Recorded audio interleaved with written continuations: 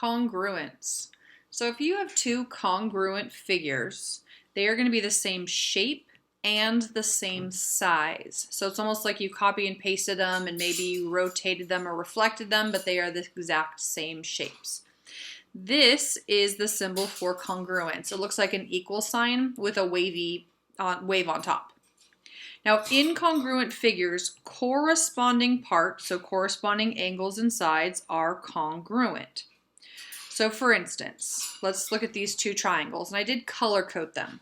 So the one blue dash on both sides are the same. The one green angle on each sides are the same. Now, if I were to look at these two triangles, they are exactly the same triangle. One just happens to be rotated. So I can look at corresponding parts. So what that means is angle B matches angle F. So you can look at what matches. So like side A to C matches side D to E. So those are the corresponding parts are congruent. So if I knew their measure or their length, I could actually say what they are. Now, if I wanted to write a congruency statement, order matters. So I'm going to write that these two triangles are congruent since I can match all of the pieces. So I'm going to start off with my triangle A, B, C. And you always put the little triangle symbol in the front to indicate you're talking about a triangle. And you just name the three pieces. Now I'm going to say it's congruent to triangle. Now this is where order matters. You have to match corresponding angles and sides. So if I started off with side A, that is, or angle A, that is the one that I have one green curve. So that matches with E. So my first one on the other triangle I need to say is E. And then for angle B, I have two orange curves. So that matches with F. So that's my next one. And then lastly, angle C, because that's my next angle, last angle, angle C matches with D. So I have to have matches as I go. So A matched with E, B matched with F, and C matched with D. So order definitely matters. So one of the reasons order matters is, let's just say I gave you this congruency statement right here that triangle JKL was congruent to triangle PQR. I don't have a picture, and that's okay. I can still name all my congruent angles. So I'm going to start off with angle J. So remember, we're using our angle symbol.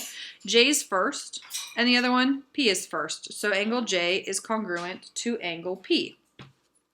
Then I'm going to look at the middle angles. So K is congruent to Q. So angle K is congruent to angle Q, my two middle letters. And then my last ones, L and R, angle L is going to be congruent to angle R.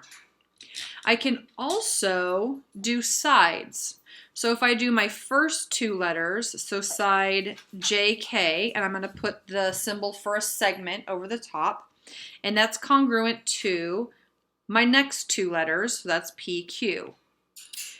Then my second and third letter are KL in the first one and QR in the second one. So KL is congruent to QR, so line segment. And then the last combination is the first and last letters, So that's going to be JL. Segment JL is congruent to segment PR.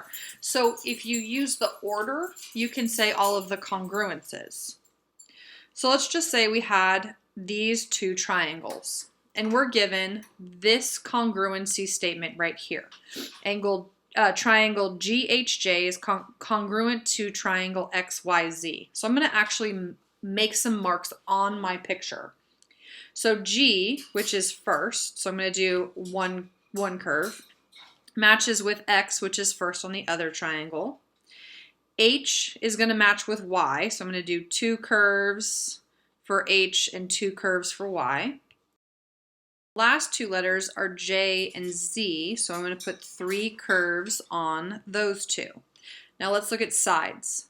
My first two letters are G and H, so I'm going to put one dash on GH and one dash on XY because those matches our first two. My second and third letter are HJ, so I'm going to put two dashes on there, and that matches with YZ, so that's two dashes. And then the remaining third one should be GJ, which is our first and last, and XZ, which is our first and last. So if we first put in our missing information, we can see that the three dashes, which is XZ, is 18 feet. So that means that GJ should also be 18 feet. So I can include that information. And then angle G matches with X. So if angle G is 71, angle X is 71. Y matches with 8, so if Y is 38, H is 38 degrees. And for the last piece, I know we haven't talked about this in class, the angles of a triangle always add up to 180 degrees. So if I add the two angles that I have, 71 plus 38, I get 109 degrees. And if I subtract that from 180, I get 71 degrees because I want an answer where all three of them add up to 180 degrees. So this is 71 degrees. If you remember, this actually makes it an isosceles triangle because two of the angles are congruent.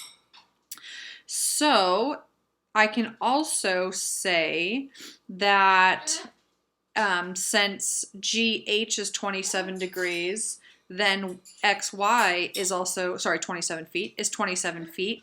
And since I said it was an isosceles triangle, we will get into this more, so do not worry about that. That actually means that YZ is also 27 feet. If two angles match, two sides match. So we have two lovely isosceles triangles. Now let's write some congruences. So we can do this based on the picture or the congruency statements. But what I already essentially colored in is our congruency statements. So I have angle G was congruent to angle X. Angle H was congruent to angle Y. And angle J was congruent to angle Z.